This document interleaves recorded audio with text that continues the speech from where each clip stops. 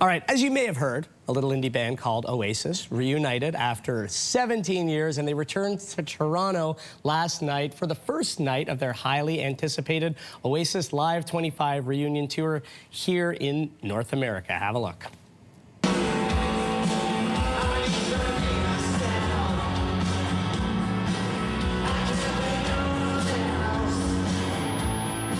So good. As I mentioned here on Your Morning, previously I went to Scotland earlier this month to catch their show in Edinburgh, and I can't lie, I cried several times. It was emotional. It was awesome. And here to help us break down why this reunion overall is such an iconic moment in the band's history, and especially for their Canadian fans here who saw them last night or are seeing them again, I'm joined by music journalist Emily Hanskamp. Good morning, Emily. How are you? Good morning. I'm so great. Excited to talk about this. So that clip that we saw was from Carolyn, a producer here at Your Morning. Yep. Who saw them last night. She absolutely loved the show. First, before we dig into the kind of granular side of this reunion, let's talk about the road to the reunion. We know about the Gallagher brothers and their conflict, but take us on a little bit of a deep dive into the road to this. We never thought we'd end up here, right? This was the story that we never thought, we always told each other would happen, but you know, we had the feud that was culminating for years, and then it really hit this climax in 2009. Minutes before they walk on stage for Rock on Seine in Paris, they break up, they announce it, and what follows, as we all know, is this very public slinging of insults back and forth for years and years. Finally, we have this reunion, which people actually thought was a joke because it seemed so improbable. Oh, yeah. Then that's or that they'd never get there. And that's not the end of the road. Yeah. Then we have the Ticketmaster fiasco, where apparently 14 million people tried to get tickets, especially in the UK. There was dynamic pricing that was so heightened that there's actually a UK watchdog investigating it for kind of illegal practices. Okay. Then that happens, and Toronto fans start to think, are they going to even make it here? Are they going to get on stage? Are they going to make it past their first show? You know, they had to get through the Europe leg. They have to make it all the way to November, but they made it here. It's their one Canadian stop, their first time in Toronto since 2008. So this is a special time. We've been working hard and waiting hard for this. Yeah, and I saw one of their early shows, like 3 weeks after the first one. I paid dynamic pricing for those UK tickets, and I was worried they weren't going to get to that show. But worth it, right? It was a really moving show. There's me, and you know, I love Oasis, but they're not one of my favorite bands, but it's the best live big concert I've ever been to. Let's talk about the fans. This is all about the fans and the nostalgia. What have been some great fan moments so far? I think that the way you're talking about it, Oasis wasn't even your favorite band, but even looking, you don't have to love Oasis to watch this footage, to see these fans crying, hugging each other, singing. It's this catharsis, this euphoria because of this road to get here. I mean, we've seen security guards get so moved that they've been singing. There was one fan who sprinkled ashes during Don't Look Back in Anger. I mean, I'm not saying do that. I'm not saying do that. I'm saying, you know, even in Wembley, they broke a stadium, 250,000 pints of beer sold a night. That's 4,500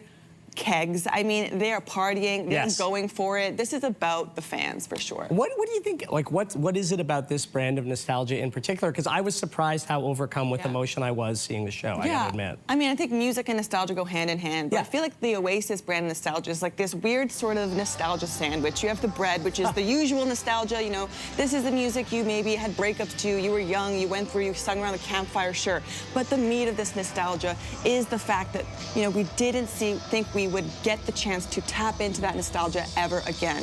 We didn't, so it's our nostalgia as fans, it's nostalgia for the brotherhood between Liam and Noel. So there is more of a layered intensity to this nostalgia, and I think that's what you see come through in these videos. The tears, the intensity, the excitement that you felt, Teddy. I mean, I think that's what it is. You're so eloquent and smart. You always put things so well. I love the way you said that, and now I want a sandwich as well.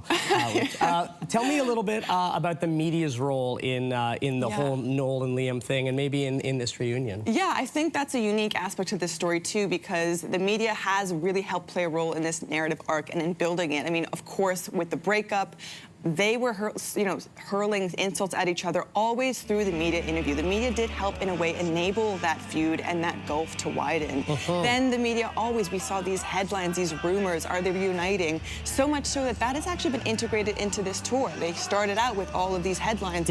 Will they not?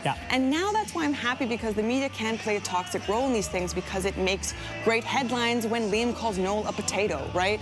But I'm happy we came around to the other end, where they're loving each other, at least as much as we thought we'd see them. They're, you know, happy and peaceful and blissful on stage, so the media can now have that story out there. Yeah. So I'm happy we made it here. And I think a part of the narrative is hope, too. I think that's a big part of it. I got to wrap it up in a minute, but I want to talk about the venue. Obviously, it's the new Rogers Stadium. You saw Coldplay there as well, I know. Yeah. Any kind of thoughts or tips on navigating this? Because there's been some critiques of this venue. Yes, I'll go through that quickly. All to say is, you know, people who don't want to go to the stadium shows because it's at the stadium, it is not that bad. Yes, it is far. Let's get over that. So how can we make that easier? You know, one, you can bring your own water bottles, save some money. You don't need a $10 bottle of water. And two, people are complaining about the lines there as well. One thing you can do, a rule across the board, when you enter that Vans fan zone in the beginning, don't go to the first lines of anything that you see. You're going to go all the way to the back of the venue. I'm talking for water fountains that they're more plentiful in the back of the venue.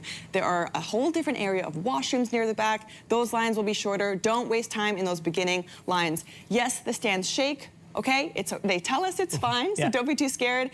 And just take your time. If you're rushing and stressed, just get out of there as you can. Know that it's going to take some time and enjoy it. Yes, enjoy it. Enjoy it. Emily, always enjoy talking to you. Always enjoy it. Thank you very much for being here. And all the fans out there heading to Rogers Stadium tonight, have fun. We don't know when, if ever, Oasis will be back, so feel supersonic and don't look back in anger, my friends.